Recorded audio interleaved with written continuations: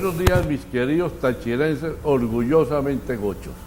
Hoy estamos con el historiador, ilustre tachirense y gocho, Walter Márquez, el senador de la República, diputado suplente a la Asamblea Nacional y candidato a la Asamblea Nacional en esta oportunidad. Pero antes de hablar con Walter, voy a hacer mi comentario político, que siempre lo hago.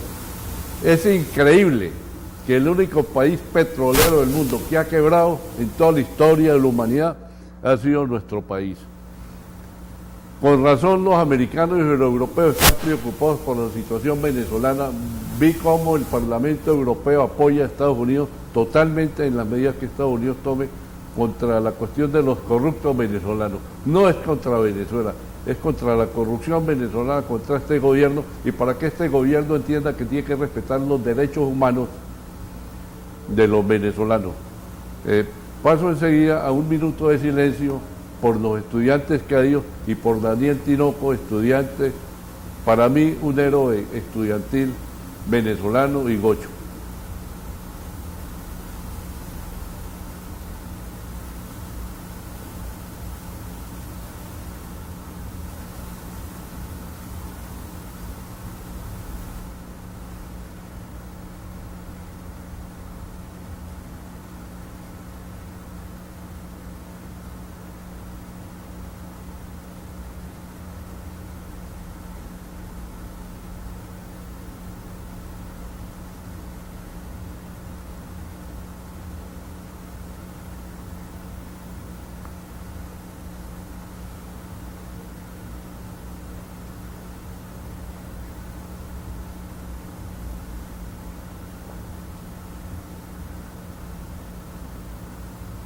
Bueno, mis queridos tachirenses, vamos a entrar a hablar con el ilustre tachirense Walter Márquez, orgullo de los tachirenses. Bienvenido, Walter.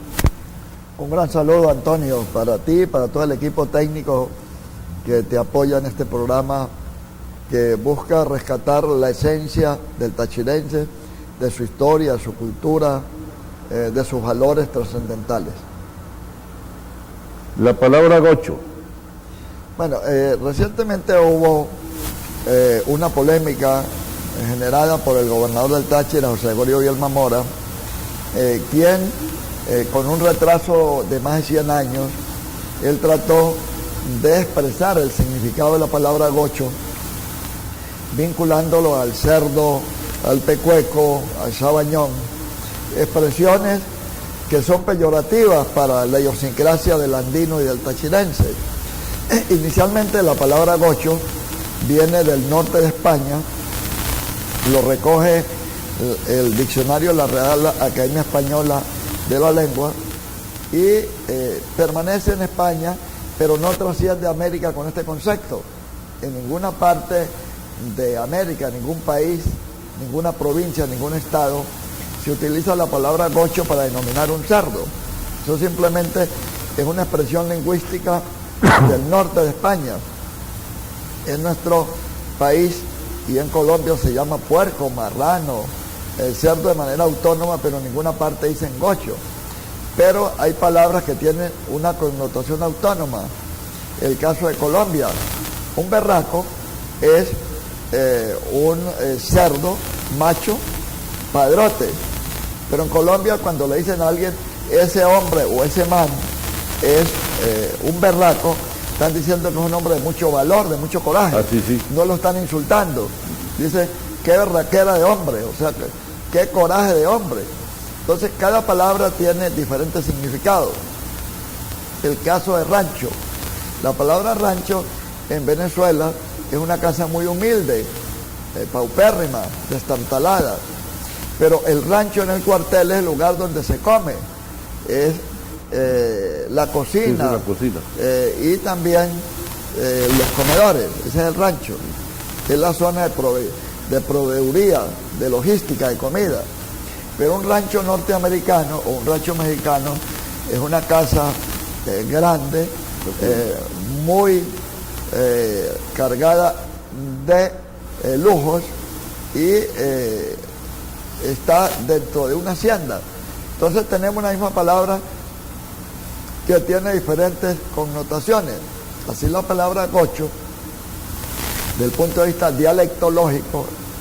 La dialectología es la que estudia las transformaciones de la lengua adecuadas a los espacios geográficos y a los espacios históricos. Entonces, la palabra gocho en Venezuela surge con la invasión de los 60. En 1899, Cipriano Castro toma el poder luego que iniciaron la invasión de los 60 el 23 de mayo de ese año y llega a Caracas triunfante el 22 de octubre de 1899. A partir de 1900 se profundiza la crisis económica porque los precios del café se habían caído y por lo tanto los ingresos fiscales también. Entonces Cipriano Castro le pide a la banca un préstamo inicial y luego pide un segundo préstamo para cubrir los gastos del Estado, del Ejército, de los ministerios, y los banqueros se niegan. Entonces Cipriano Castro los manda a detener, los envía todos a la cárcel y Manuel Antonio Matos, de acuerdo a la tradición histórica, porque eso no está documentado, de acuerdo a la historia oral, le dice, ese presidente es un cerdo, es un gocho. Pero Cipriano Castro se sintió alabado, halagado, que los banqueros lo insultaran. Y ese término gocho se fue extendiendo entre las montoneras de chácaros, de gente de San Cristóbal, de Capacho, y lo que era un insulto se convirtió después en una alabanza.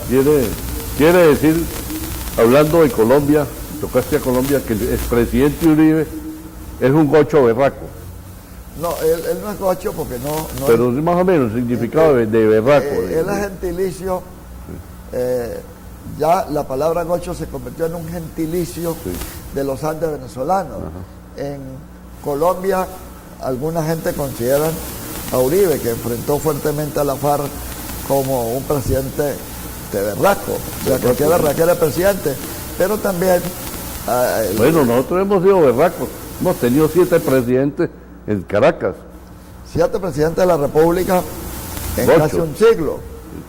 Por cierto que nosotros tenemos que rescatar ese liderazgo de los presidentes andinos y por el Táchira empezar la reconquista de la democracia.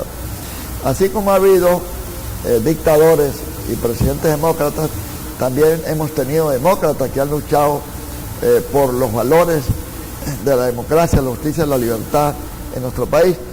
Tenemos el caso de Juan Vicente Gómez, pero hubo un hombre que luchó por la libertad, como fue el general Juan Pablo Peñalosa, incluso murió preso en la Rotunda, murió preso en la cárcel de Puerto Cabello, en una mazmorra.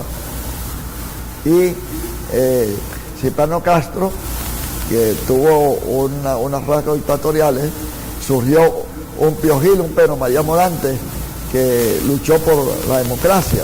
Y cada presidente, el caso de Pérez Jiménez, tuvo rasgos de desarrollismo en el país, pero también Cipriano Castro el caso de Pérez Jiménez, además de haber sido un hombre desarrollista, violó muchos derechos humanos, pero tuvo como contraparte a Leonardo Ruiz Pineda, que fue defensor de la democracia.